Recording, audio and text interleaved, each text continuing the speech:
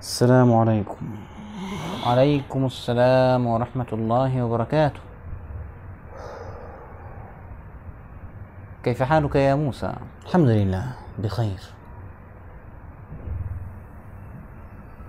ماذا بك؟ لا شيء.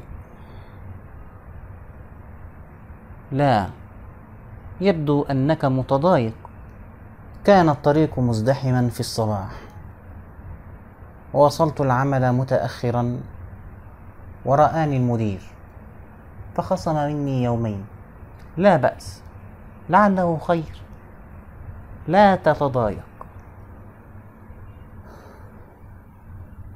ماذا تفعل؟ أجهز الدرس الجديد لأشرحه للطلاب غدا في المدرسة. وما الدرس الجديد؟ المبتدأ والخبر. هل هناك طعام في الثلاجة؟ نعم، بيض وجبن وفول. سأعد طعاما، هل ستأكل معي؟ نعم، ولكن سآكل قليلا لأنني في حمية.